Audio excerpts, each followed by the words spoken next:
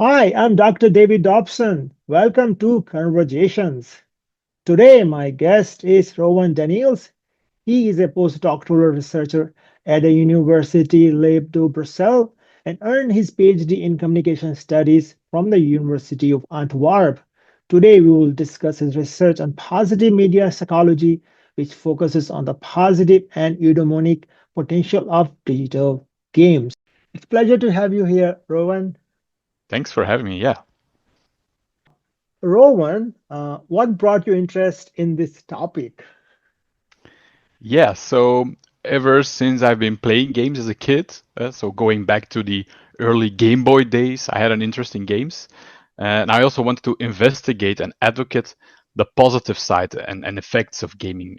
Mm, And after doing two master theses on how players interact with games, I stumbled upon some work by Rebecca Daleo and Monique Baze, who mhm, introduced the positive media psychology field to communication research and to research on children and so on. So, and they mentioned that this field had not yet been focused on more interactive media, such as games. So, after some mm, digging, I then mm, came to the realization that positive psychology mm, could be linked to the notion of eudaimonia. mm. So, what is eudaimonia? So, Udemonia has its roots in ancient Greece. So, the Mm, word itself can be mm, split up into two words. So, the word eu, meaning mm, good or well, and mm, the other word is daemon, which means spirit. So, having mm, a good spirit is one mm, literal translation of that word.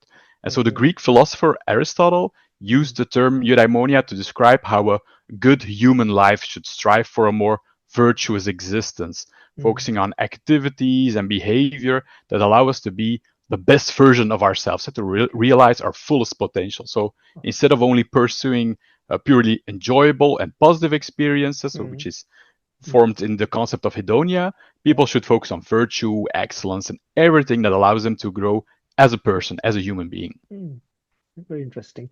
So, how does eudaimonia, an ancient Greek philosophical concept which you just described, have to do with a modern day entertainment medium like video games? Yeah. So, well, in communication research and more specifically in entertainment research, Yeah. the concept was introduced around the year 2010 Mm, through the notion of the paradox of sad movies. And so, mm, researchers had difficulties explaining why people selected movies that made them sad or reflect about themselves, mm, because given the prevailing explanation for why people selected media at that time mm, was that entertainment should provide fun, should mm, distract them from their real world problems, should allow them to escape from their negative feelings. So researchers try to implement the notion of eudaimonia as a second path to entertainment experiences and to selections of finding reasons such as wanting to become emotionally moved or experience mm, nostalgia mm, as a way to select movies that they wanted to watch. And from there on out, they mm. started to focus on movies, but they also started to work on other media such as digital games. So that started around the year 2015, and I started my dissertation around 2017. So that was kind of perfect, right? Okay. Uh, so, what are eudaimonic player experiences, Rowan? Yeah. So early research on eudaimonia in games focused on these eudaimonic player experiences. And they try to understand that these deeper, more profound eudaimonic experiences are something more than just plain fun or enjoyment. Mm, But it wasn't clear what this exactly was and what more that this was. So, as part of my dissertation research, I mm, conducted a scoping review in 2021 mm, with a team of international experts.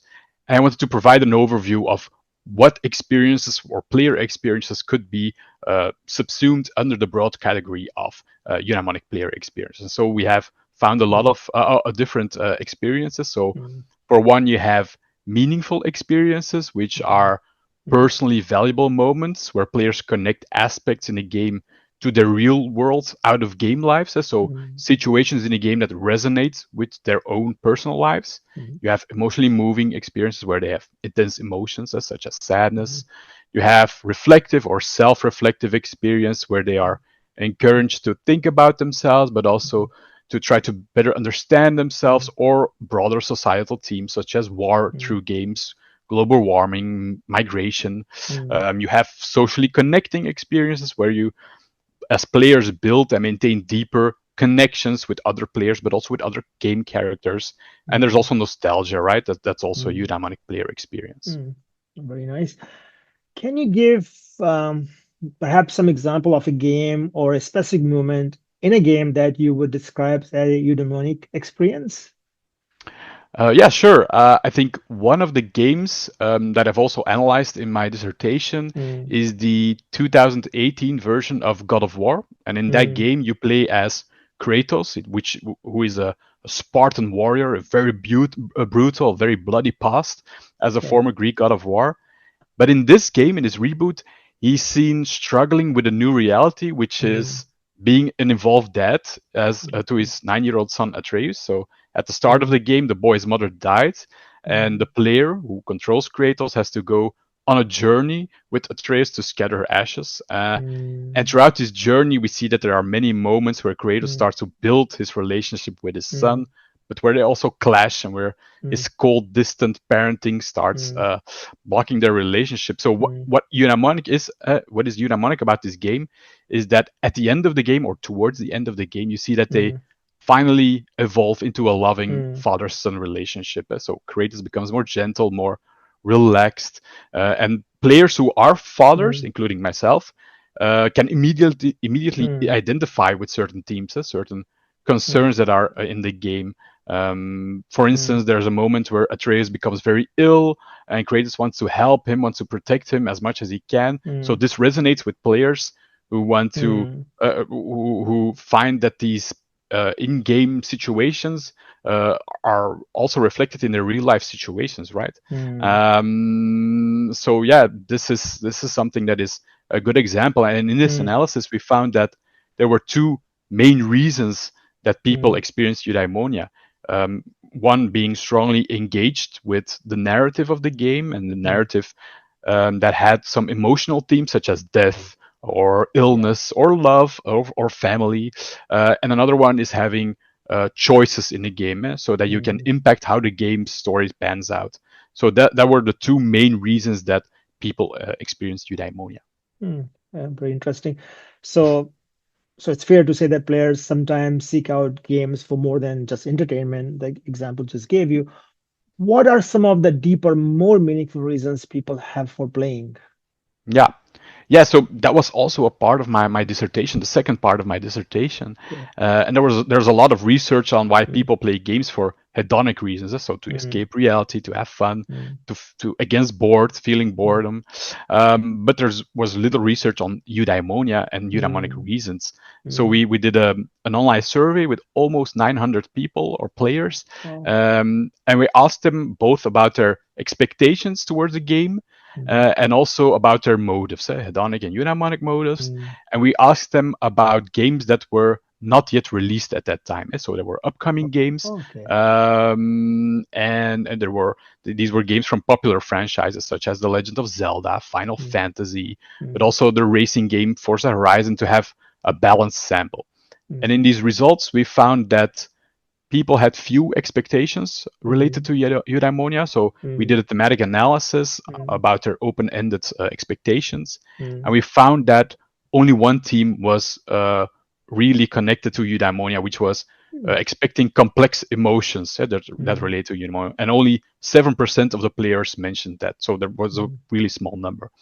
And mm, regarding the motives, we found mm, that players were really motivated to to become absorbed by a game, to wanting to experience the story, to mm, explore the game world, and eudaimonic reasons such as wanting to grow as a person by mm, playing the game, experience something that is meaningful, or reflect about myself. mm, Um, that was somewhat important to players, but it was on average on the middle point of the Likert scale. So mm, there's definitely more research needed on that topic, but these preliminary findings suggest that while players may have some eudaimonic motives, these are mm, generally less common than traditional hedonic ones. So the mm, ongoing argumentation in our research is that players generally do not actively seek out eudaimonic mm, experiences in mm, games, or not as mm, much, but mm, they rather stumble upon them eudaimonic moments while initially mm, looking for enjoyment and fun. So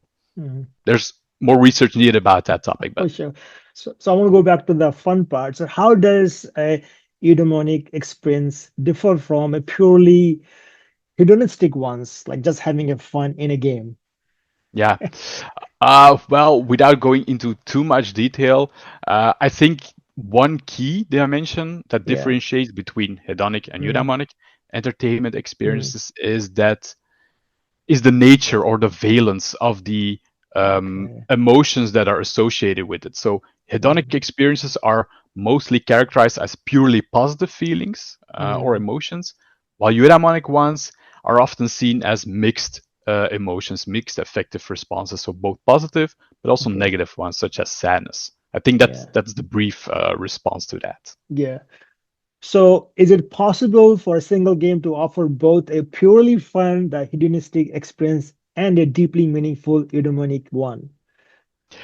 Well, the simple answer to that question would be yes. Yeah. I think I've been talking a lot about eudaimonic player experiences, but Yeah.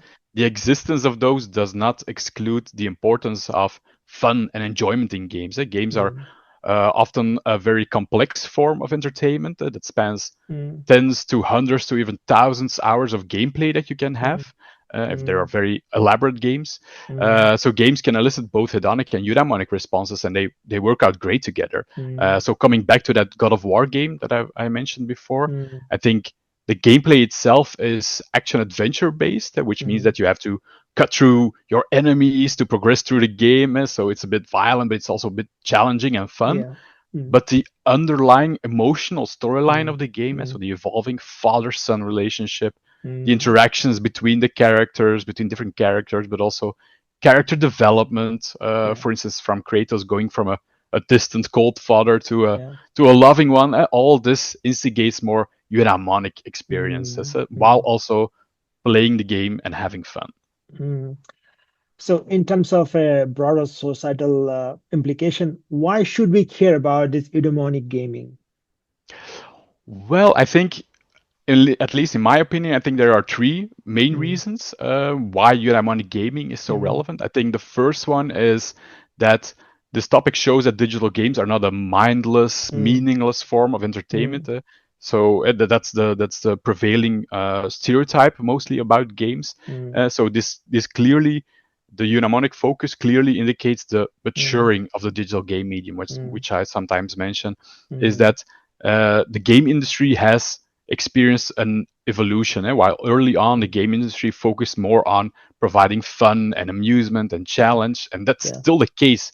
But the Mm, last 10 to 15 years, we have also seen games that include more contemplation, more mm, emotional complexity in their content. And that's the yeah. first reason. I think the second one that's related to the first one is that these eudaimonic experiences or the potential for them are increasingly prevalent. They come from for all games, from all genres and types of games. These experiences are not just focused or mentioned in smaller games, in indie games, or in niche games Mm, such as Journey or Papers, Please. But there are more popular mainstream games such as God of War, which I mm, mentioned, but also more recent games such as Baldur's Gate 3 or mm, Clair Obscur. mm, Um, that are increasingly offering players these thought-provoking stories, these emotionally yeah. intense characters. Yeah. So there's the maturing of the games medium, but also the what I like to call the democratization of Mm, eudaimonic player experience. mm, So, and these two things, I think, could improve the public and policy perceptions towards games. mm, They could recognize the value of games. And I think the final reason mm, um, is that games might attract a wider audience of mm, players, people who mm, also seek out more thought-provoking, more emotionally intense game content over, for yeah. instance, like a quick shot of adrenaline Mm, inducing action in games. So yeah. there's recent reports that the gaming audience in itself is becoming more varied. So Mm, it's mm, more older people starting to play games, more women start to play games. So yeah. games that evoke these enriching, more eudaimonic experiences might be Mm, more appealing to a wider gaming community, and mm, it could expand the market for games. mm, It could contribute to a more diverse player base, yeah. but also more players feeling included as a gamer, I think. So these are Mm, all very important reasons, I think, why we should focus on Udemonic gaming. yeah. Yes. For sure. It's clear that not every player has the same experience. From your research, because I'm very impressed with your sample size, like over 900 participants in your Hmm. study. What are some of the factors, like players' background or type of game they are playing, that seem to influence these eudaimonic experiences? Well, that's actually a great point to bring up because I think that's one of the key underlying assumptions of Udemonic entertainment experiences in general and player experiences in Yeah. particular. I think these experiences are subjective, which means that something that is eudaimonic for some players might not be experienced the same as others. So Mm, in my research, I focused on finding these factors, these antecedents that impact whether a player has or hasn't had have the chance to mm, experience eudaimonia. And mm, so we found that I think age and gender are not that mm, important as mm, antecedents for mm, these experiences. So people of all ages, including adolescents, including elderly players, but also all people of gender identifications can experience eudaimonia one way or another. I think mm, what we did find in terms of personality traits, I think that we mm, found that extrovert people, also mm, people who are conscientious, responsible, hardworking people, but also people who somewhat have a neurotic trait, a personality trait, or mm, anxious people. They have more socially bonding, socially connecting eudaimonic mm, experiences, but also nostalgia, but mm, not the other types that I've mentioned in the mm, conversation. mm, Uh, One other aspect that we found was that people with more game literacy, more gaming mm, skills, more gaming knowledge mm, have more eudaimonic experiences, but also mm, people, perhaps logically, who have more eudaimonic motives to play games also have these experiences, these eudaimonic mm, experiences. So that's quite logical. I think a final one that we recently studied was how realistic a player perceives the game. And so not mm, just in terms of graphics, but also in terms of the content of the game and what they can do in a game. And I think we mm, found here that when players can act as though they are in the real world, so which is mm, called simulational realism, mm, was the most important factor. So if people mm, can act as though they are in that game. They mm, can do certain behaviors or something mm, that would lead more often to eudaimonic mm. experiences. So Yeah. that are some of the things. Yeah. Yeah, for sure. Interesting demographic insight. I want to go to a little bit talk about some of the negative stereotypes are associated with the gaming, like addiction. So, Rowan, Hmm. are there any criticism or alternative perspectives on the idea of eudaimonic gaming that you often encounter in your field? Yeah. Well, in terms of gaming itself, I've mentioned that before. There's a traditional or common Mm, misconception about digital games mm, being trivial or even mm, dangerous forms of entertainment, referring to mm, games as useless, as distracting pastime for children that can lead to aggressive behavior, addiction. And I mm, think I believe these negative stereotypes about games are somewhat countered by the fact that through eudaimonic gaming and eudaimonic mm, player experiences, we see that games increasingly offer players these thought-provoking stories, these mm, emotionally intense characters that make them reflect about themselves, mm, which in turn allows them to grow on a personal level, become a better mm, person. So in other mm, words, I think Udemonic gaming offers a new perspective mm, on how games can be used for good, on how they mm, have a positive effect on players. So mm, something mm. that is definitely fuel also for future research on that subject. Yeah, Rowan, what are some of the future avenues for studying the eudaimonic gaming? I would say there are at least Mm, two interesting avenues okay. for the topic. I think the first one is focusing on the effects or the outcomes of experiencing eudaimonia while playing games. I think there's plenty of research talking about what these experiences are during gameplay and Mm, what research, and there's research on before gameplay, so the motives, mm, the selection, mm, but there's little research on how these experiences impact players. There's mm, a lot of the most studies that focus on effects focus on in-game outcomes, for instance, how these experiences impact our satisfaction with the game, for instance. mm, But there's mm, less research about the impact on out-of-game aspects of a player. So, for instance, I think moral attitudes or behavior, how Eudaimonia impacts learning outcomes, or how these experiences impact players' well-being or antisocial attitudes. So there's a lot of space there to study the actual real-world impact Eudaimonic experiences have. And I think a second avenue is to include game developers' perspectives on this topic. I mm, think mm, research on Eudaimonic gaming has mostly mm, focused on an audience perspective, adopting an mm, audience perspective. mm, But I think the production side of Eudaimonic gaming is hardly studied. mm, Um, I did some research actually a couple of months ago with some students, and we interviewed several game developers here in Belgium mm, to find out how they view these eudaimonic experiences, especially in their own game development processes, whether they have intentions to induce these experiences and how they do this. So uh, those are very interesting results, and I'm writing them up as we speak. But overall, I think game developers' mm, insights on this topic could be further examined in more detail. mm. So I think that's another part that is really interesting to focus on. Since you mentioned game developers, so for game developers listening our Mhm. conversation, what Mhm. advice would you give them if they want to design a game with eudaimonic experiences in mind?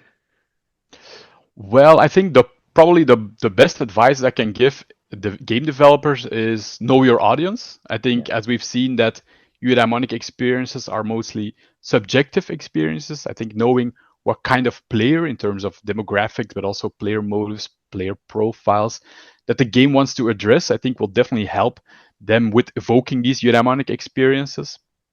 Um, I think in the interviews that I just mentioned with game Mm, developers, there were a number of game elements that developers often use when wanting to evoke eudaimonia. I think the number one element is creating a narrative, a game narrative where players can recognize themselves in, and mm, where developers draw from their own experiences, real life experiences, or from other people's real life mm, experience. So narrative mm. is a very important element. I think Yeah. player agency is also something that I mentioned. So Mm, players that have the freedom to make choices in the game that can impact the outcome of the game, but also mm, how they look as a character. I think that's also important, and mm, that's also something that differentiates games as a medium from other entertainment media. Um, and then yeah, how the gameplay feels, but also having challenges in the game, the visuals. That's a lot of things that are important. mm, Um, and in this those interviews, there's also one thing I remembered is that there's not one clear recipe to mm. implement these eudaimonic Yeah. experiences. I think Yeah. there were some general strategies such as you have to experiment with game elements, you have to take Mm, a reflective and a patient approach to the mm, development process. You mm, have to do a lot of play testing to assess whether these eudaimonic intentions that you have are properly interpreted by players. Um, so yeah, I think that's something that also came up. I think one final key insight that I want to share with developers is um, that these eudaimonic game experiences also go hand in hand with those hedonic game experiences. That's mm, also something that we discussed earlier. I think in the same game they reinforce each other, and that they are also needed to provide an overall more profound and meaningful player experience. mm, So there's the potential that players are not as engaged when you only present them with eudaimonic or very meaningful, very emotional aspects. Um, mm, so the idea would be to yeah, mix it up a bit and mm, have such deeper scenes after you have a more light or fun moment. So that mm, increases the impact players on players. Yeah. mm, Thanks for sharing this. Rowan, what is next for you? Uh, well, something that I really want to dive into further, and I think, yeah, it's all over the internet is the impact of AI, of generative AI, Mm, and especially on game development in general, but also on eudaimonic experiences. I think these deep learning models, these foundational models, um, they can offer game developers increasingly more automation benefits. But there's also, yeah, the existence of yeah, the potential loss of creativity, of originality, of human artistry, among more other ethical and environmental issues.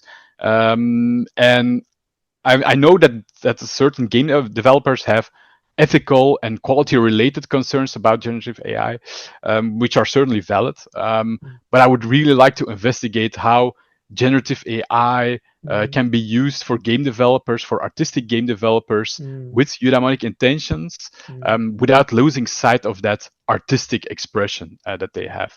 So I want to see how they can develop such a game, but also how games that are developed with the help of generative AI, how they impact those eudaimonic player experiences, whether they are different, um, how the use of AI generated characters impacts the social bonding experiences players can have. So, yeah, I'm currently reading up on a lot of existing research on that topic, also preparing some project proposals for funding. So, mm. if anyone's listening or watching and they're also interested in this thematics, please feel free to email me to reach out. But yeah, that's one thing that I'm really interested in right now.